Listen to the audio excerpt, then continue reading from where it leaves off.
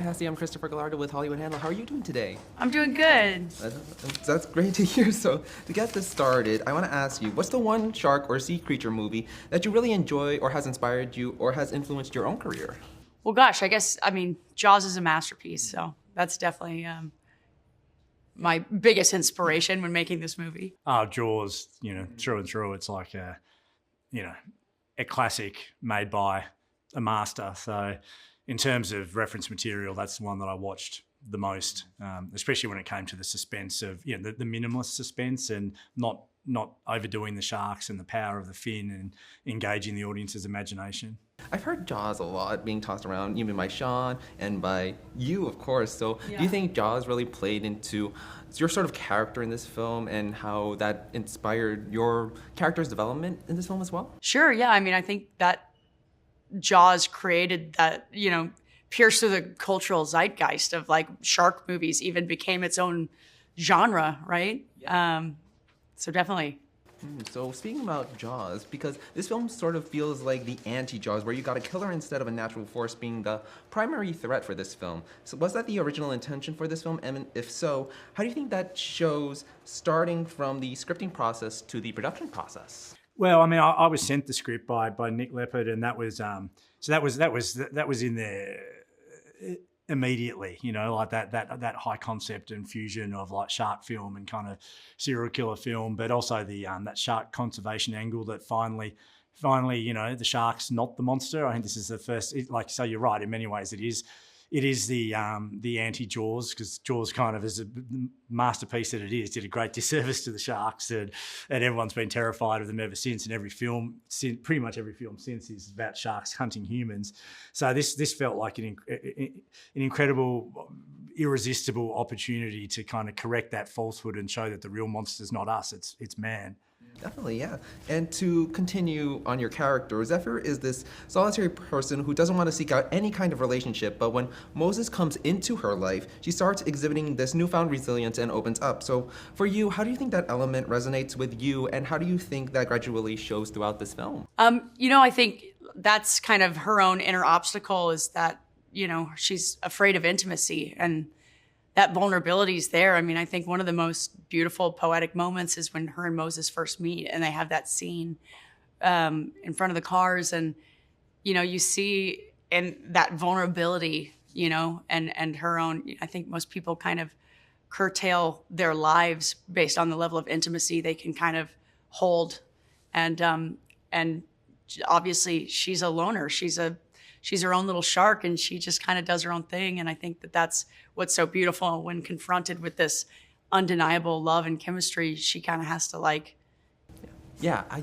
really love that conversation you and Moses share in that one scene together, because the music choices you guys say is so hilarious, and it's so sweet. Is there any song that you said in that particular scene that you really love and listen to if you were at the beach or anything like that? Creedence Clearwater Revival is one of my favorite bands of all time. So I think when I read the script and all that was in there, on the first read, I was like, this is awesome. This girl is me. I am her, Yeah.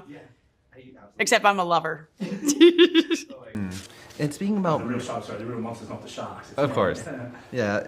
Speaking about the monsters being the man, because Jai is this malicious killer, but he's also sort of funny in this sort of way where he's playing into this meta sort of commentary about sharks and killers and man. So going on Jai, when you were filming those scenes with Jai by himself, what was the one moment that made you go, this is why Jai is perfect to play this sort of malicious yet somewhat hilarious killer? I mean, I kind of felt like he was our number one choice. And I was so nervous about that, the first kind of meeting with him that he would like it. So I kind of had a sense, because he'd done Captain Boomerang, which is kind of this in Suicide Squad, which is kind of wildly charismatic kind of Australian, and I knew he was going to capture that kind of Steve Irwin sort of boat captain, but also he's such a strong kind of character actor, and I knew he'd bring kind of sort of nuance and find the broken child inside the man. But so right from the beginning, he was Captain Tucker from the start.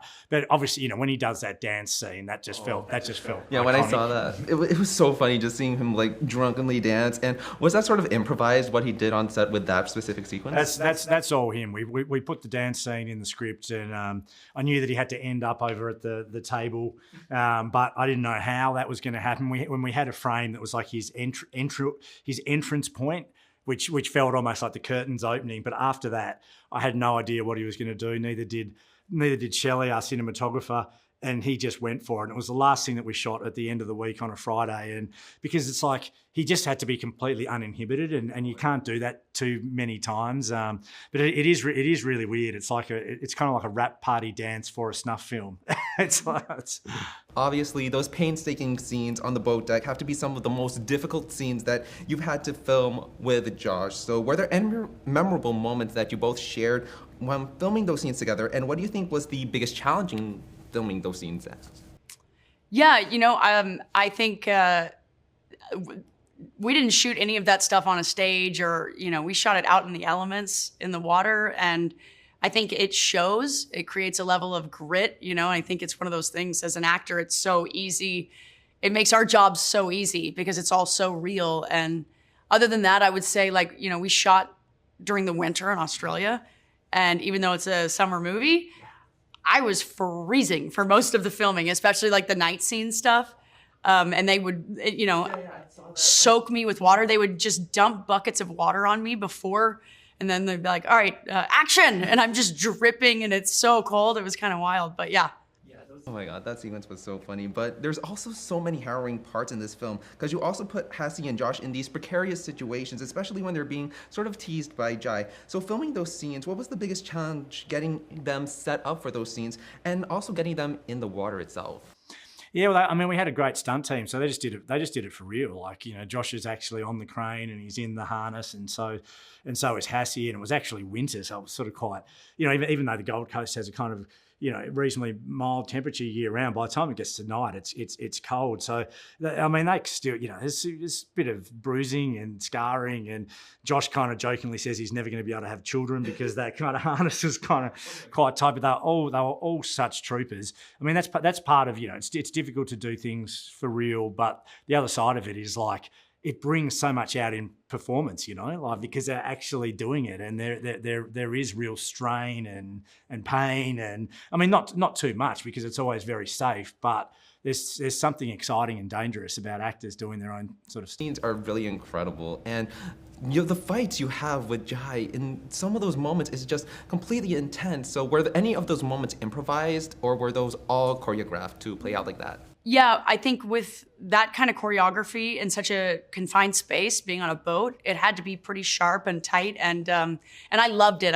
Jai is basically a trained stuntman, so he made me look good, right? Like anytime I throw a hit, he sells it so hard. I'm like, wait, you know what I mean? You almost don't know, but yeah, it made me realize how much I hadn't gotten to do a lot of stunt work before, and I'm really hoping to have more of that in my future. So would you say this was your first time then ever being in that position of being so tough into all the stunts then? Yeah, on Yellowstone is a Western and there's a lot of horse and, ranching stuff, but definitely that was the highest level of, stunt. Yeah. And we had the most incredible stunt team for this movie. It was definitely. I would really love to see you in so many stunt movies in the future, and especially with all the action movies now, like Mission Impossible. I don't know if you've seen a little bit of that yet, but if you're ever into all of those action movies, I would love to see you in that type of role too. Oh, thank you. Yeah, that would be a dream. And this film was also at Cannes, and I didn't expect it to actually get that much time for innovation. So when you were at Cannes, did you ever think you would be presenting the film there? And what were your thoughts on the reaction about the ovations and all the excitement behind it there? Yeah, I think when you take on any job, you don't go into it with these expectations. Sure, it would always be nice to go to some kind of festival and to have it be well received. And I think this movie getting into Cannes and doing so well. And yeah, it's one of those things. You asked me my experience of the standing ovation, 10 minutes, it's a long time, it's like having someone sing happy birthday to you. At first you're like, yeah. And then you're standing there for so long that the truth is I really, I was moved to tears, and I really just try to let myself let that sink in, and yeah, that's probably going to be one of the best memories of my entire career. So I absolutely love that for you, but I gotta say, Hassie, thank you so much for this time. It's been a wonderful pleasure talking to you, and I really hope you have a wonderful day. Thank you so much again. Definitely, and I can't wait to see them take the shark dive tomorrow. So tell me how that goes. And I gotta say, Sean, thank you so much for your time, and it's been a wonderful pleasure talking to you. Thanks. Thanks so much.